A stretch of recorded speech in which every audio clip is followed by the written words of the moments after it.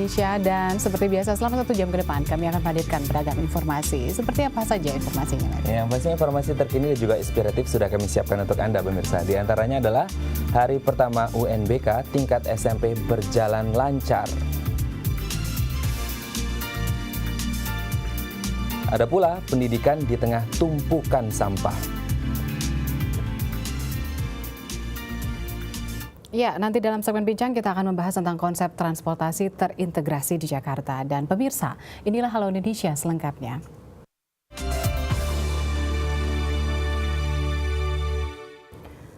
Pemirsa, ujian nasional tingkat sekolah menengah pertama yang dimulai pada tanggal 9 Mei 2016 lalu berjalan dengan lancar. Ya, salah satunya adalah di SMPK 2 Penabur, Jakarta Utara yang kedua kalinya melakukan ujian nasional berbasis komputer. Seperti apa?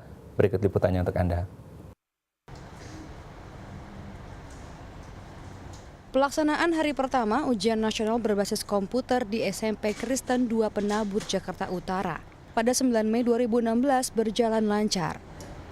Ujian nasional ini dibagi menjadi 2 sesi, yaitu sesi pertama pada pukul 7.30 hingga pukul 9.30. Kemudian sesi kedua pada pukul 10.30 hingga pukul 12.30.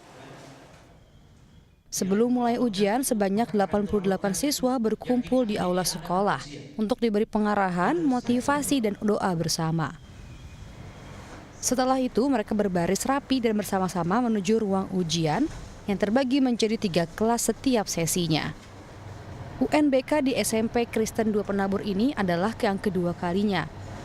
Tahun sebelumnya, SMP Kristen 2 Penabur merupakan sekolah pertama di Jakarta yang memakai sistem berbasis komputer dalam pelaksanaan ujian nasional. Untuk menunjang kelancaran ujian nasional tahun ini, pihak sekolah menyiapkan 90 unit komputer untuk UNBK dan 30 unit komputer tambahan sebagai cadangan. Tak hanya itu, dalam setiap ruangan ujian juga terdapat 1 proktor dan 1 pengawas yang akan membantu siswa jika ada kendala saat ujian, serta 1 teknisi yang siap membantu jika terdapat kendala teknis. Tidak. Semua berlangsung dengan baik. Sekarang kan sudah dimulai, siswa kita masuk semua di sesi 1 dan kita cek tadi semua berjalan dengan baik. Mereka sedang mengerjakan soal bahasa Indonesia hari pertama. Kita ada teknisi kita siapkan. Cukup banyak di sini disiapkan sehingga kalau ada masalah mereka akan cepat bekerja. Ya, harapan kami ya berlangsung dengan baik dan tentu saja nilainya juga baik, itu harapan kita. Pelaksanaan UNBK di SMP Kristen 2 Penabur dinilai sudah baik oleh petugas monitoring dari Studi Pendidikan Jakarta Pusat 1. Hal ini terlihat dari kesiapan sarana dan prasarana penunjang UNBK serta kesiapan para siswanya. Kesiapan di SMP Penabur ini sudah bagus karena bahwa Penabur 2 ini sudah dari tahun yang lalu sudah melaksanakan ujian berbasis ICT. Diharapkan ya semua sekolah untuk bisa melaksanakan karena di samping UNBK ini sudah mengikuti era sekarang ini juga termasuk ramah lingkungan, tidak menggunakan kertas kan. Lydia Agustin, JVR Al-Madinah, DAI TV.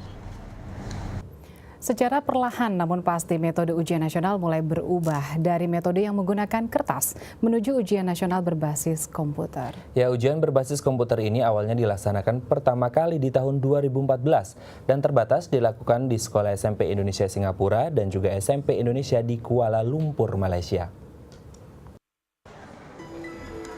Tahun 2015, ujian nasional berbasis komputer mulai dilaksanakan dengan melibatkan 555 sekolah yang terdiri dari 42 SMP sederajat, 135 SMA, dan 378 SMK di 29 provinsi di Indonesia.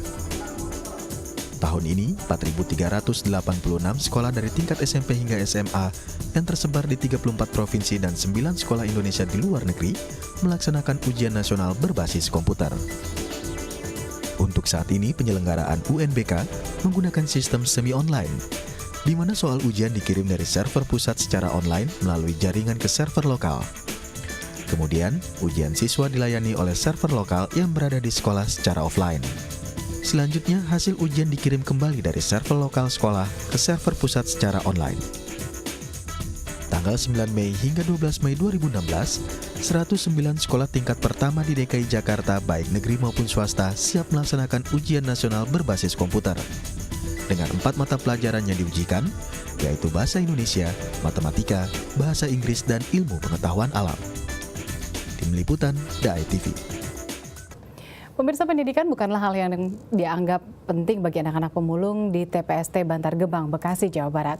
Sejak kecil mereka terbiasa memulung, sehingga tanpa sadar menghiraukan bangku pendidikan yang seharusnya mereka tempuh. Ya, prihatin dengan hal ini, Nadam Dwi Subekti bertekad menghadirkan sebuah wadah pendidikan di tengah tumpukan sampah bagi anak-anak pemulung Bantar Gebang. Bantar Gebang merupakan tempat pembuangan sampah terpadu terbesar se-Asia Tenggara. Kawasan ini identik dengan lingkungan yang kotor, karena dipenuhi oleh gunungan sampah rumah tangga dan bau busuk yang menyengat. Kehidupan masyarakat di sekitar TPST Bantar Gebang pun jauh dari kata sehat dan sejahtera, karena mayoritas bekerja sebagai pemulung. Hingga tahun 2015 tercatat sekitar 6.000 pemulung menggantungkan hidup dari tumpukan sampah Bantar Gebang, mulai dari anak-anak hingga lanjut usia.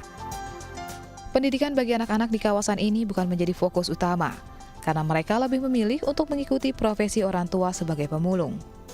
Ironi pendidikan di Bantar Gebang ini mengetuk hati Nadam Dwi Subekti untuk menghadirkan oase pendidikan di tengah gunungan sampah Bantar Gebang. Nadam mendirikan sekolah alam sejak tahun 2004 dengan tujuan membantu anak-anak pemulung Bantar Gebang untuk mengenyam pendidikan secara gratis. Bukan perkara mudah bagi Nadam dan rekan-rekannya untuk mendirikan sekolah alam. Rendahnya kesadaran anak-anak dan orang tua di wilayah Bantar Gebang mengenai pentingnya pendidikan menjadi tantangan terbesar. Ya, jadi awal saya dan teman-teman mendirikan sekolah alam ini adalah tahun 2004, mulai merintis. Motivasi saya dan teman-teman ya utamanya adalah ingin mengangkat mereka. Mereka itu kan sebetulnya anak-anak bangsa juga, mereka itu tunas-tunas ya, kalau saya anggap itu mereka tunas-tunas yang terabaikan selama ini kan. Sehingga saya berharap tunas-tunas yang terabaikan ini kita didik lah, kita bimbing, kita bina lewat lembaga pendidikan yang sederhana ini, yang mereka juga merasa nyaman, tidak membebani juga, sehingga akhirnya mereka menjadi orang-orang yang mulia. Sekolah Alam Tunas Mulia berdiri di atas tanah wakaf seluas 6.000 meter. Di sini anak-anak pemulung dapat mempelajari pelajaran-pelajaran seperti yang didapat di sekolah formal pada umumnya, dan mengikuti ujian paket A dan B dari Dinas Pendidikan untuk mendapat ijazah SD hingga tingkat SMP. Bagi anak-anak yang berprestasi diberikan beasiswa untuk melanjutkan pendidikan ke jenjang SMK hingga perguruan tinggi. Salah satunya Dede. Dede merupakan murid pertama Sekolah Alam Tunas Mulia. Ia menjadi peserta didik sekolah alam sejak duduk di bangku sekolah dasar. Dan saat ini ia berkesempatan mengenyam pendidikan di SMK Karya Bahana Mandiri dari program beasiswa sekolah alam. Ya, pendidikan itu bagi kita, ya semua orang belum tentu bisa kayak kita, bisa ngelanjutin SMK gitu kan. Banyak yang orang pengen sekolah tapi tidak sekolah, dia hanya mencari uang untuk keluarganya sendiri. Dia tidak punya tekad untuk bersekolah. Kayak teman-teman saya juga banyak yang begitu. Diajak sekolah dia nggak mau. Dia pengennya cari uang untuk keluarganya aja. Saya bergabung di sekolah alam 2006. Saya murid pertama dari sekolah alam. Melalui sekolah alam Tunas Mulia, Nadam ingin memutus mata rantai profesi pemulung yang selama ini melekat secara turun-temurun pada warga dengan kondisi ekonomi menengah ke bawah yang tinggal di wilayah Bantar Gebang. Ia berharap anak-anak pemulung Bantar Gebang dapat memiliki profesi yang lebih baik, serta memiliki masa depan yang lebih cerah melalui akses pendidikan yang ia dirikan di tengah gunungan sampah Bantar Gebang. Tim Liputan, DAI TV. Ya, selanjutnya kami akan membahas tentang konsep transportasi terintegrasi di Jakarta. Namun setelah jeda berikut, tetap bersama kami di Halo Indonesia.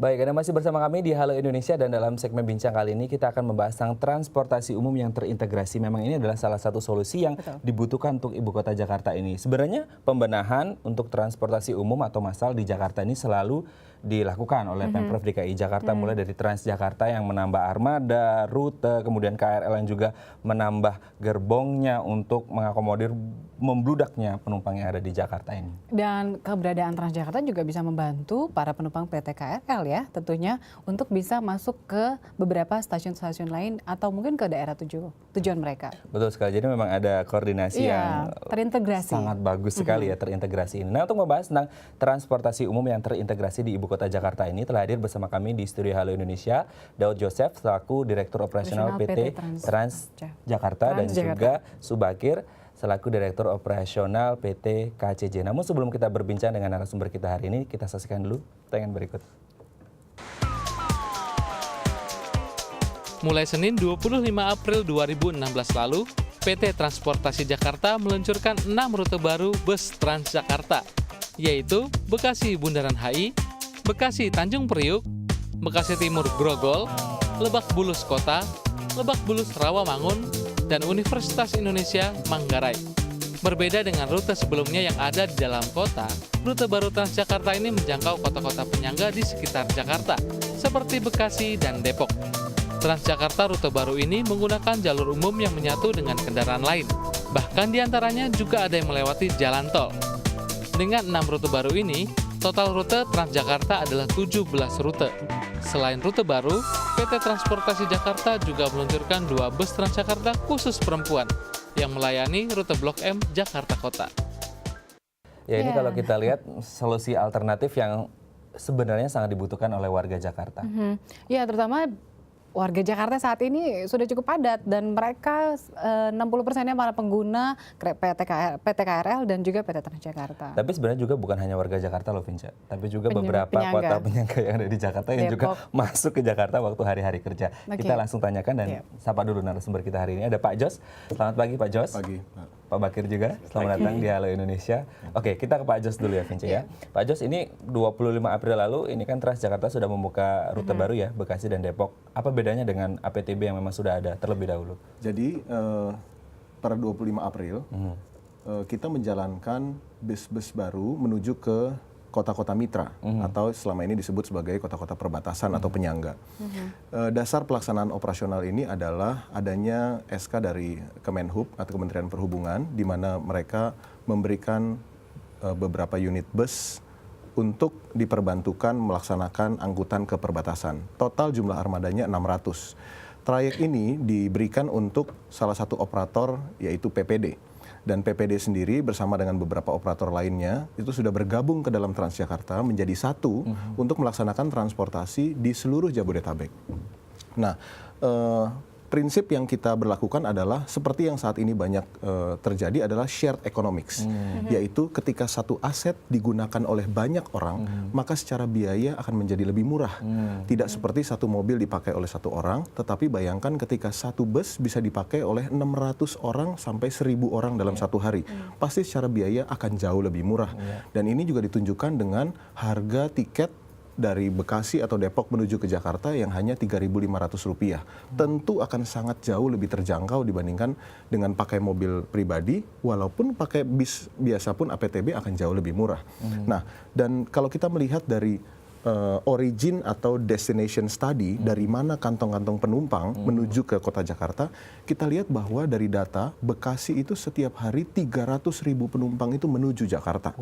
Dari Depok 50.000 penumpang menuju Jakarta. Bayangkan kalau 300.000 ini memakai satu mobil satu, maka di Jakarta akan penuh dengan kendaraan. Tetapi kalau satu bus dapat menampung sekitar 600 orang dalam satu harinya, tentunya kepadatan di kota akan jauh lebih berkurang. Ya, kita juga tahu bahwa Transjakarta membuka rute baru yaitu Universitas Manggarai. Prinsipnya cuma untuk membantu PT komuter lain ini, untuk membantu komuter lain agar berkurang penggunanya atau bagaimana? Jadi atau begini, memang trayeknya memang berhimpitan? Ya, kita bekerja sebagai pelaksana transportasi, itu bekerja secara simultan. Bekerja sama untuk mengurangi kemacetan dan memfasilitasi transportasi dari perbatasan ke tengah-tengah kota. Dengan adanya KRL, kita luar biasa, sangat banyak dibantu. Jumlah penumpang nanti Pak Subakir mungkin akan membagikan berapa orang. Tetapi kalau kita lihat dari banyaknya penumpang yang dalam KRL, ternyata jalur kendaraannya pun masih padat dan masih macet. Beberapa titik bisa kita sebutkan, Pasar Minggu, Universitas Pancasila, Lenteng Agung, Tanjung Barat, dan lain sebagainya. Ini menandakan satu hal, yaitu masih ada segmen orang yang masih belum nyaman menggunakan kereta api mungkin. Beberapa alasan lah, contohnya misalnya stasiun itu jaraknya sekitar 1-2 kilometer. Sementara orang-orang mungkin mau berhenti di sekitar, studi mengatakan bahwa orang tidak mau berjalan lebih panjang dari 200 meter untuk mencapai ke tempat pemberhentian. Jadi transportasi Jakarta datang sebagai solusi untuk segmen-segmen ini. Kalau kita lihat ada 4 segmen orang sebetulnya. Satu adalah orang yang sudah puas dengan transportasi publik. Ini kita harus maintain. Yang kedua, orang yang kurang puas atau belum nyaman menggunakan transportasi publik. Ini harus kita perbaiki. Apa saja yang diharapkan. Yang ketiga, orang yang sudah nyaman menggunakan kendaraan pribadi. Ya, ini segmen paling belakang. Nah, segmen yang terakhir adalah segmen yang harus segera kita kejar, yaitu orang-orang yang sebetulnya tidak nyaman menggunakan kendaraan pribadi. Karena apa? Satu, capek nyetir sendiri. Kedua, biayanya mahal. Ini yang harus segera kita konversi, sosialisasi bahwa ada loh sekarang transportasi yang murah, 3.500 bisa sampai ke tengah kota, namun ber-AC dan duduk nyaman, aman. Tidak perlu lagi khawatir terjadi adanya kecelakaan atau hal-hal yang tidak diinginkan. Oke, ini kalau kita melihat dari Transjakarta kan memang sudah menambah rute armada juga. Nah, sekarang kita ke Pak Bakir. Pak Bakir, ini Transjakarta sudah nambah rute nih Pak, armada juga. Nah, kira-kira dari KCJ sendiri akankah menambah rute atau justru hanya menambah armadanya dengan menambah gerbong? Yang pertama kita lihat bahwa potensi peningkatan untuk penumpang KRL sendiri itu sekarang sudah mencapai sekitar 850.000 per hari. 850.000 orang per hari.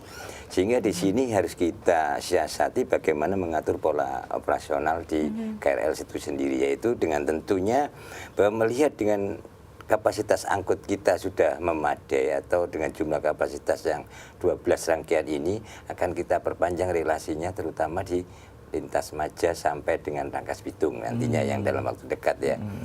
Berikut akan kita perpanjang lagi rute sampai daerah Cikarang, Bekasi Cikarang nantinya. Tetapi sebelumnya kita ini sudah pernah menghidupkan jalur Jakarta Gudang Tanjung Priok ya. Jadi Jakarta Kota itu sudah berjalan 12 KA per hari ya. Memang animo penumpang masih rata-rata di atas 300 ya per harinya ya. Jadi belum maksimal. Nah, untuk rute-rute lain akan kita hidupkan stasiun yang sekarang belum dibuka akan kita buka. Contoh Ancol ya nantinya, terus Pondok Rajek sama daerah Nambu ya. Nah, itu nanti akan segera kita koordinasikan dengan Daop 1 untuk segera membuka stasiun yang sudah ada. Jadi di samping kita memperpanjang rute juga akan menghidupkan stasiun yang sudah ada. Baik Pak Subakir dan Jos, nanti kita akan membahas lebih lanjut lagi, lebih dalam lagi tentunya tentang transportasi terintegrasi ini. Namun tetap bersama kami ya. Pemirsa tetap bersama kami karena kami akan kembali dengan Bapak Jos dan Pak Subakir untuk membahas transportasi terintegrasi. Tetap di Halo Indonesia.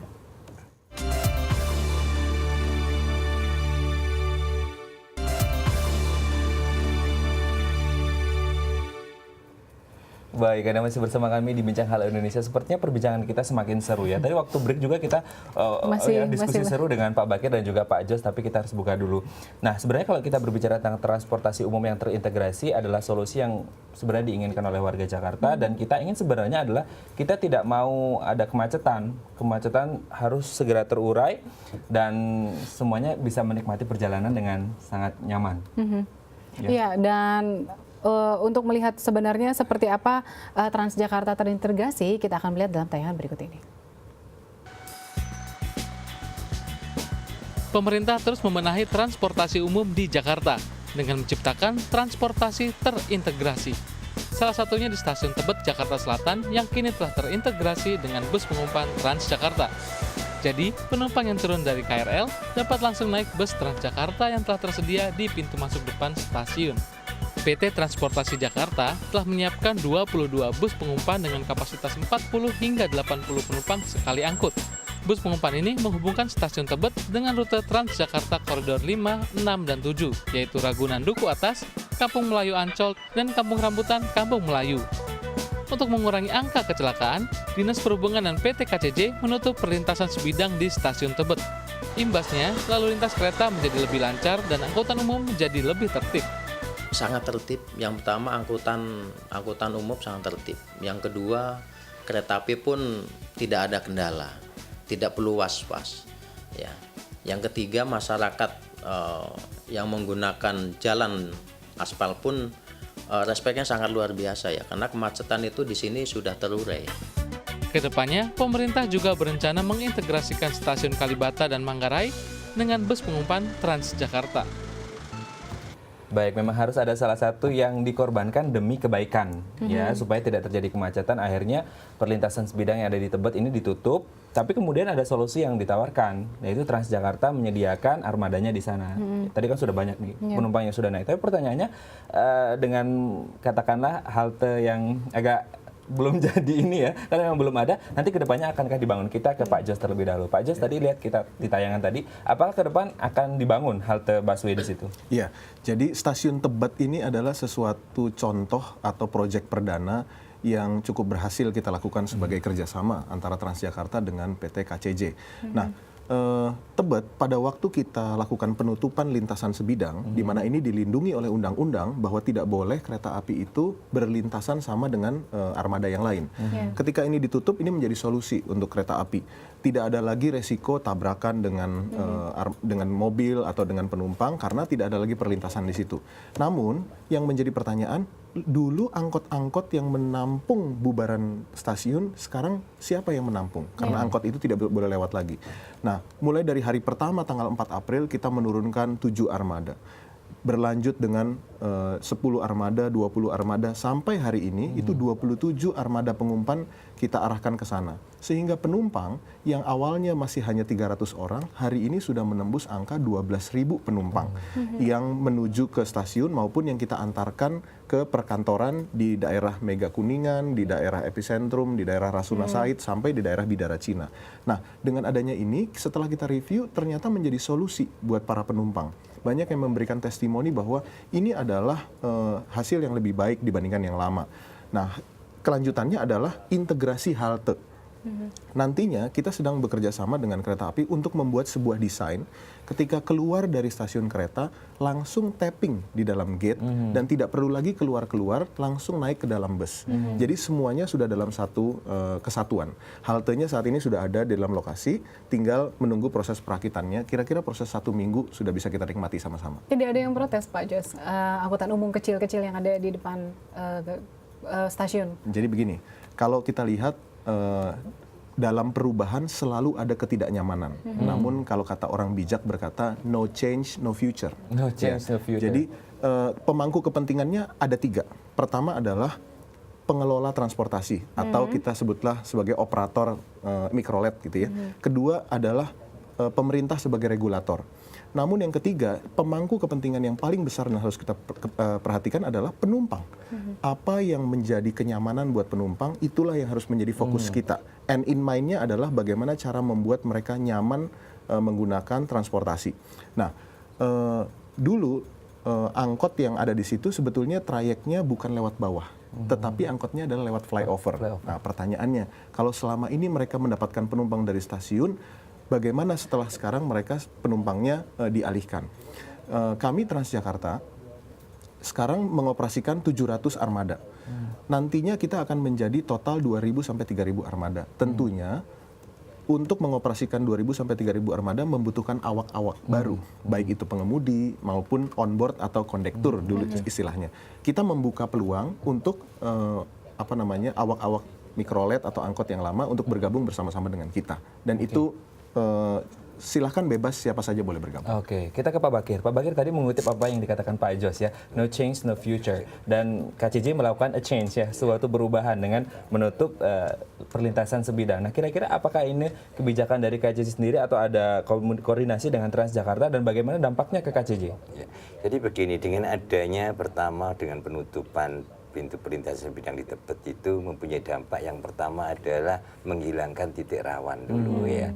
Sehingga apa yang terjadi di sini lebih lancar lagi. Kita perharinya di Tebet ini sekitar 700 ya setiap sekali turun ya. Sehingga di sini katakan Trans tadi membuat hanya sebagian, itu rutenya kan bisa ditampung dengan moda yang lain termasuk kayak di sini Metro Mini atau yang lainnya yang bukan tram ya, ini bisa menampung dengan tujuan rute yang berbeda. Sehingga apa yang nantinya connect dengan antara penumpang KRL dengan moda lain itu pasti akan menjadi solusi yang terbaik. Nah ini yang kita nantikan, kita berikan bahwa perubahan di Tebet nanti itu gate yang nantinya akan keluar itu langsung berpapasan dengan miliknya Tran gitu. Jadi nanti akan kita rubah gate itu, kita kedepankan yang X jalan itu nanti. Kita sudah diberikan izin oleh wali kota untuk membuat hall di situ nantinya. Ini baru Tebet ya? Apakah nanti juga akan ke semua stasiun tentunya? Nah, kemarin kita sudah melakukan koordinasi dan dipanggil oleh Pak Wali Kota Jakarta Selatan bersama dengan Pak Dirut KCJ, Pak Fadil, dan kita menyepakati bahwa proyek perdana seperti di Tebet ini harus dipelajari lagi untuk pengembangan di stasiun lainnya. Stasiun lainnya yang dalam waktu dekat akan kita lakukan uji coba adalah di stasiun Kalibata dan stasiun Manggarai. Dan per hari ini Manggarai sudah langsung kita terjunkan armada masuk ke stasiun Manggarai. Artinya kalau keluar dari stasiun Manggarai langsung bisa menggunakan Transjakarta dengan membayar 3.500, membayar di halte. Setelah itu Anda bebas bepergian ke seluruh pelosok kota Jakarta, tidak perlu membayar lagi. Baik, baik Pak Jos, Pak Subakir, kita terjeda dulu ya. Pemirsa tetap bersama kami tetap di Halo Indonesia.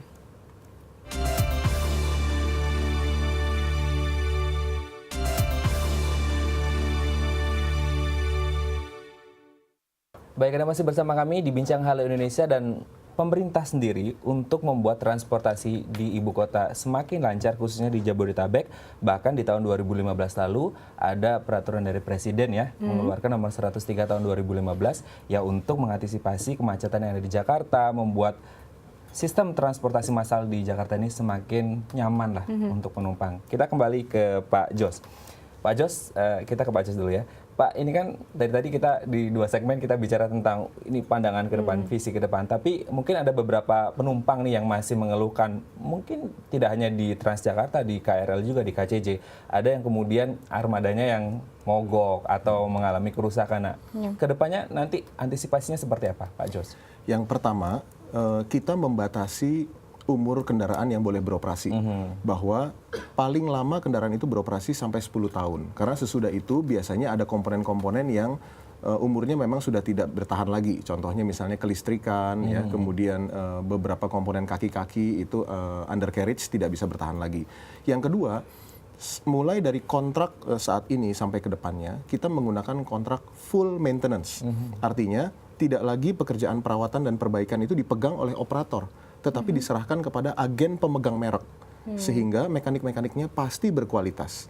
Nah, yang ketiga, selama ini biasanya para operator bus itu menahan biaya untuk perawatan perbaikan, untuk irit biaya dan banyak untung. Tapi sekarang biaya perawatan perbaikan itu sudah kita hitung dari awal dan kita masukkan ke dalam dana tampungan. Jadi biaya ini tidak bisa diambil ke mereka untuk sebagai keuntungan, tetapi biaya ini pilihannya adalah dipakai sesuai aturan atau hangus. Gitu. Jadi mau nggak mau mereka akan rawat kendaraan itu. Tidak ada pilihan buat mereka untuk menahan-nahan biaya perawatan. Yang terakhir, sebagai penaltinya, kalau sampai mereka lalai melakukan perawatan dan perbaikan, kita akan mengenakan namanya penalti atau sanksi kilometer. Seperti kita ketahui, para operator ini dibayar berdasarkan rupiah per kilometer. Kalau mereka sampai lalai melakukan perawatan atau masih ada kerusakan yang terjadi di tengah jalan, kita akan berikan sanksi. Iya, kalau kita lihat juga memang rata-rata armada yang di luar Trans itu mereka sudah berumur belasan atau mungkin puluhan tahun, dan kalau kita lihat sebenarnya sudah break even point ya. Betul. Return of investment-nya juga sudah balik sebenarnya, tapi kemudian mereka keep keuntungan mereka. Kita ke KRL, Pak. Bagaimana? Jadi yang pertama kita sampaikan bahwa hampir sama ya untuk pergantian armada itu, bahkan di PT KCJ sendiri sudah melakukan proses lelang untuk scrap ya, yang moda-moda yang umurnya sudah memang agak sulit untuk dipertahankan, sudah kita proses melalui lelang nantinya. Nah, untuk ke depan bahwa memang masih ada kendala-kendala gangguan ya, yang dimana bahwa sarana dan prasarana ini untuk membuat solusi yang terbaik yaitu mengoptimalisasikan perawatan. Jadi sekarang ini sudah digenjot di dalam menghadapi, apalagi ini mendekati posisi Lebaran, diharapkan untuk perjalanan KRL ini lancar dan terkendali. Ini posisi yang sekarang sudah kita tempatkan ke prioritas. Nah, skala prioritas ini sudah suku cadang dari semua armada sudah datang ya. Jadi kita sudah membeli suku cadang yang nantinya akan kita pasang di posisi akhir bulan ini sudah menyelesaikan total dengan perawatan. Nah, ini mudah-mudahan di posisi untuk angkutan besar-besaran ini bisa berjalan dengan baik. Baik, Pak Subakir, tadi kan kita di break sempat berbicara ya bahwa di Tebet sudah mulai dan ternyata juga tadi Pak Jos bilang di Palmerah pun sudah ada Transjakarta dan selanjutnya saat ini masuk ke Manggarai. Kenapa masuknya di Manggarai? Manggarai ini sudah stuck di dalam kelanjutan ya. Jadi banyak penumpang yang di situ kalau kita hitung total itu sudah 130.000 penumpang naik turun ya. Jadi sehingga di sini perlu adanya intergitednya posisi Trans dengan kita. Itu nanti kita rubah semuanya. Kita sudah mulai progres pembangunan underpass. Nah, ini untuk mengurai penumpang 130.000 ini. Sehingga perlu adanya perubahan-perubahan di Manggarai ini dengan pemerintah dengan waktu dekat ini akan merubah flow Manggarai. Yang mana existing KRL ini dibedakan. Jadi jalur yang tingkat nomor 2 ini akan dilakukan untuk KRL. Yang pertama ini untuk mungkin ke bandara, yang atas antar kota. Jadi Manggarai ini akan nanti jadi pusat untuk flow penumpang yang perjalanan KRL yang sangat tinggi nantinya. Berapa sih angka kenaikan pengguna KRL atau komuter lain? Untuk tahun 2014 ke 2015 itu rata-rata sudah di 24,5%. Untuk yang masuk ke Jakarta? Untuk masuk ke Jakarta. Oke. Ini memang harapan kita semua sebenarnya ya. Oke, kira-kira ada program apa Pak secara singkat aja ke depan yang akan dilakukan oleh KCJ dan juga Transjakarta? Boleh Pak Bagir atau Pak Jos nih? Saya dulu ya. Yang pertama bahwa kita selalu menambah armada dalam waktu dekat ini. Dari Jepang datang 60 ya. 60 armada yang nanti kita siapkan untuk penambahan SF dari program 18 Transat untuk SF12 yang nantinya akan kita kembangkan seluruh relasi yang membutuhkan yang dimana potensi penumpangnya cukup tinggi.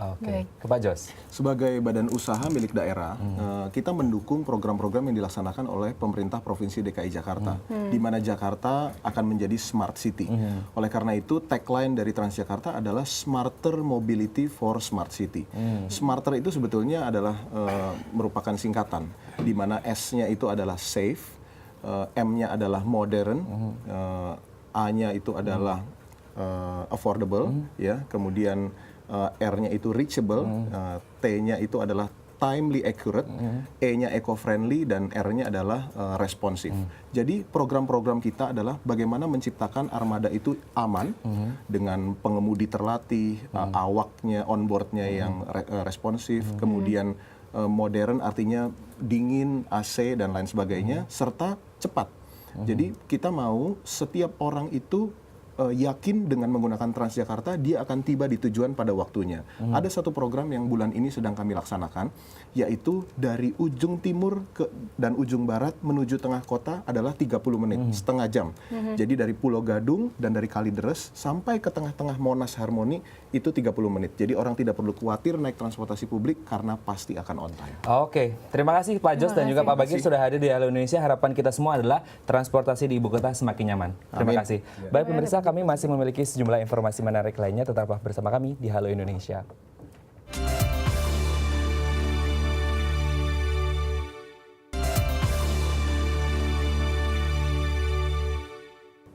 Yang mendukung gerakan pemerintah untuk meningkatkan minat baca masyarakat, inilah tujuan diadakannya pameran buku internasional The Big Bad Wolf yang digelar di ICE Serpong, Tangerang pekan lalu. Ya, ratusan ribu buku berkualitas dipamerkan dan dijual dengan harga terjangkau. Menurut data UNESCO, minat membaca masyarakat Indonesia hanya bertengger di angka 0,001%. Itu artinya pada setiap 1.000 orang hanya ada 1 orang yang punya minat membaca. Dukungan untuk meningkatkan minat baca masyarakat pun dilakukan dengan berbagai cara. Salah satunya dengan menggelar pameran buku internasional yang diadakan di daerah Serpong, Tangerang, Banten. Ratusan buku berkualitas dengan harga terjangkau menjadi daya tarik yang ditawarkan dalam pameran ini. Tujuannya agar masyarakat mau mencoba, mengenal dan membaca buku. Disebutkan bahwa dari hasil survei itu dikatakan bahwa Singapura itu tingkat bacanya setahun itu 17, satu orang membaca 17 kali. Kalau kita tuh masih 0. Dan untuk itu kita meningkatkan, ternyata mungkin yang dari 0 ini kita akan naik. Jadi mungkin dengan ini kita melihat animonya. Mungkin karena buku-bukunya waktu itu masih agak mahal. Pameran buku internasional yang baru pertama kali diadakan di tanah air ini menghadirkan koleksi buku yang beragam. Mulai dari bisnis, ekonomi, biografi, hobi, desain, fashion, kesehatan, hingga fiksi. Dengan persentase 20% buku berbahasa Indonesia dan selebihnya merupakan buku berbahasa Inggris. Pameran ini juga memberikan harga yang terjangkau bagi para pembelinya. Dengan diskon sebesar 60 hingga 80%, para pecinta buku bisa mendapatkan buku yang diinginkan. Ada yang 12.000, ada yang 10.000, sampai satu buku ya, itu sekitar 240.000. Memang ada yang besar 300.000 gitu. Kurang lebih seperti itu, tapi 240 rata-rata itu udah paling mahal. Meli Puspita, Herin Askolani, DAI TV. Meningkatkan minat baca anak-anak juga menjadi fokus diadakannya pameran buku The Big Bad Wolf. Ya, dalam pameran ini buku anak-anak disediakan dengan jumlah yang cukup banyak dan tentunya dikemas secara menarik. Tak hanya menyajikan surga bagi para pecinta buku, The Big Bad Wolf juga menyasar pada konsumen buku anak. Kemasan yang menarik dan juga harga yang terjangkau membuat para orang tua mengajak anak mereka untuk mendatangi pameran ini. Seperti yang dirasakan oleh Sylvia yang datang ke pameran ini bersama putrinya. Sylvia tertarik dengan buku anak-anak yang beragam jenis dengan harga yang terjangkau dan kualitas yang baik. Banyak buku-buku impor yang jarang kita dapetin, dan kalau dapet pun harganya aslinya mahal banget gitu. Di sini bisa 50% lebih gitu. Mungkin dengan pameran buku seperti ini kan membuat kita lebih tertarik untuk baca buku, terutama buku kan kita lihat pertama dari cover, terus isinya colorful, terus kemasannya juga bagus-bagus banget, bikin kita tertarik baca. Mudah-mudahan ada event kayak gini bikin orang Indonesia tambah tertarik baca gitu, terutama mulai dari anak-anak gitu. Tak hanya jenis buku, penataan letak buku yang dikelompokkan sesuai kategori juga memudahkan anak-anak untuk memilih bukunya sendiri. Para orang tua pun antusias melihat buah hati mereka semangat berburu buku. Ini sangat bagus banget sih, soalnya kayak buku itu kan nggak pernah basi kasarnya. Kalau misalnya orang baru baca itu hal yang baru buat mereka kan. Itu benar-benar sangat kayak membantu orang itu tersebut lah. Jadi kayak nggak bakal wasting lah gitu. Meningkatkan minat baca kepada anak-anak bukan hanya tanggung jawab orang tua. Diperlukan dukungan dari berbagai pihak agar anak-anak Indonesia mencintai ilmu lewat jendela dunia. Meli Puspita, Herin Askolani, DAI TV. Bagi Anda yang hobi mewarnai sekaligus berpetualang keliling dunia, tak ada salahnya jika Anda melakukannya sekaligus. Melalui sebuah buku petualangan di 5 benua yang bertajuk Buku Mewarnai, Anda dapat mewarnai impian Anda terlebih dahulu sebelum Anda merealisasikannya. Seperti apa sih konsep buku hasil karya penulis Negeri 5 Menara ini? Berikut selengkapnya. Jika Anda ingin berkeliling dunia namun belum memiliki biaya yang cukup untuk merealisasikannya, Anda tak perlu khawatir. Mungkin Anda dapat mencari tahu atau mengenal lebih dulu negara dengan tempat wisata unik yang akan Anda tuju melalui sebuah buku. Ya, bertualang ke 5 benua. Sekilas buku ini terlihat sama seperti buku mewarnai pada umumnya.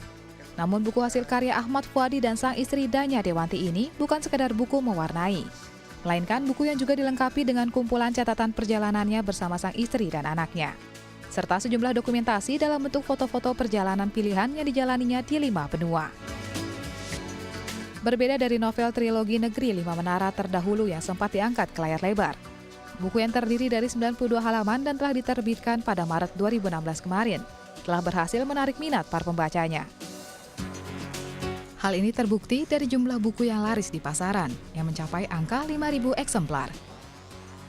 Nah, suatu hari istri saya, Yai, pulang dari kantor bawa buku mewarnai. Terus dia sibuk mewarnai ke anak TK. Saya bilang, ini apaan sih kok mewarnai kegiatan kayak masih anak-anak kecil?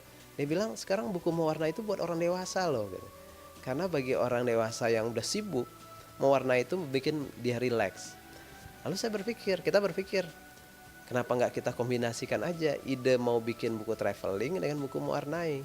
Nah kebetulan saya itu suka motret. Kalau traveling itu foto saya banyak banget. Nah foto itu yang kita jadikan gambar yang diwarnain, lalu kita bercerita untuk setiap foto dan gambar itu bagaimana pengalaman kita di perjalanan kita itu. Jadilah bukunya Bertualang ke 5 Benua yang isinya kombinasi sebetulnya. Ada buku mewarnainya, ada catatan perjalanan, dan ada foto waktu kita traveling itu. Untuk melengkapi visualisasi gambar dalam buku terbarunya tersebut, Ahmad Fuadi harus berkeliling ke 43 negara yang ada di 5 benua, dengan total lama perjalanan mencapai 15 bulan. Kita ingin menyemangati orang yang mewarnai ini bahwa Anda tidak hanya mewarnai gambar, tapi Anda bertualang. Dan kalau bisa sampai ke tempat yang diwarnai itu. Jadi ada sebuah inspirasi yang kita coba sebarkan bahwa bertualanglah kemana saja. Dan berjalan ke berbagai penjuru dunia itu tidak harus mahal juga. Hanya masalah planning, bagaimana kita bisa mendapatkan misalnya tiket yang murah, hotel yang murah, itu kita ceritakan juga secara singkat. Dan yang ketiga, kita ajak juga orang traveling bukan hanya sendiri, tapi bawa teman, bawa keluarga. Di sini saya traveling bersama istri dan anak. Bahkan anak kecil juga kita bawa juga, karena itu pengalaman penting buat mereka.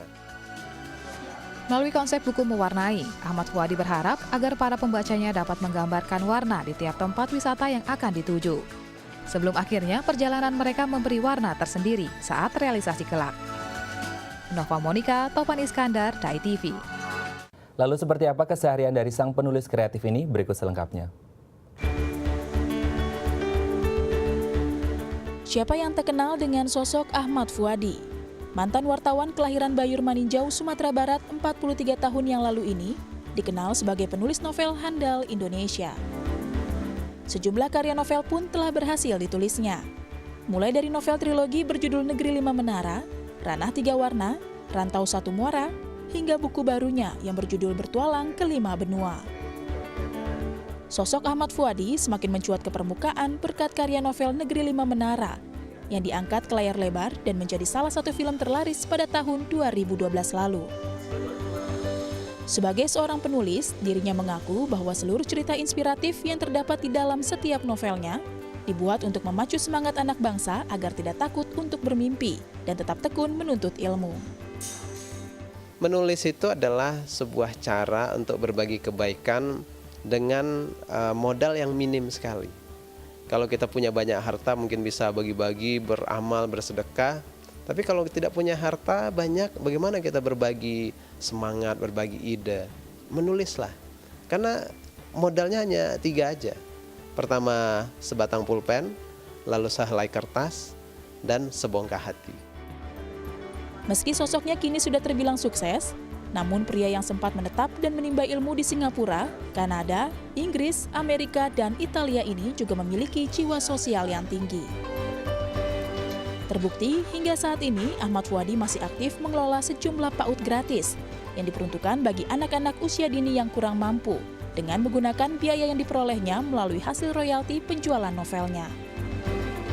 Nova Monica, Topan Iskandar, Dai TV.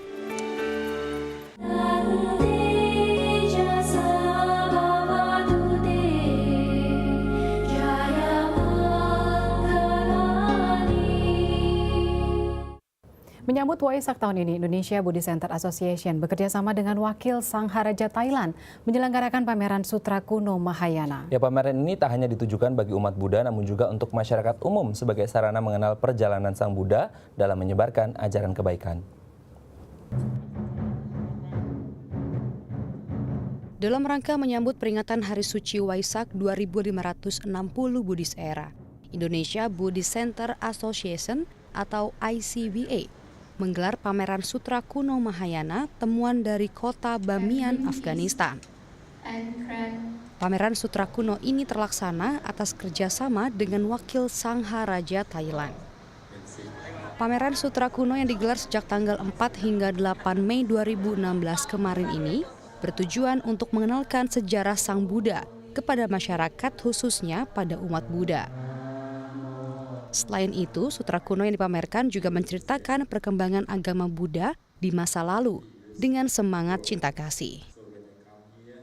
Jadi tanggapan ini dalam rangka menyambut Trisuci Waisak yang akan jatuh pada tanggal 22 Mei tahun 2016 Jadi umat Buddha dalam 1 bulan penuh, yaitu yang dimanakan sebulan penghayatan Dharma. Jadi di dalam 1 bulan umat Buddha itu membacakan sutra, parita mantra, bermeditasi, mendengarkan Dharma, dan saat inilah ada pameran kitab suci yang ditulis dalam bahasa sutra, dan ini sangat cocok sekali. Jadi umat Buddha akan mempelajari isi dari kitab suci itu. Setelah mempelajari, kita akan mempraktekkan dalam kehidupan sehari-hari. Sutra kuno yang berasal dari Bamiyan, Afghanistan ini juga mengisahkan penyebaran agama Buddha di Afghanistan. Agama Buddha masuk ke Afghanistan pada tahun 305 sebelum Masehi, saat Raja Asoka menjalin kerjasama perdagangan dengan pemerintah setempat. Pada tahun 1993 hingga 1995 ditemukan ribuan lembar Sutra Mahayana yang tertulis di daun lontar, lempengan tembaga, dan kulit kayu di lembah Bamiyan. Melalui pameran sutra kuno ini diharapkan umat Buddha dapat menyadari arti penting dari sebuah pelatihan ketenangan batin dalam menghadapi segala tantangan di era globalisasi. Tim Liputan DAI TV. Ya pemirsa, berikut ini perakiraan cuaca untuk sejumlah kota besar di Indonesia.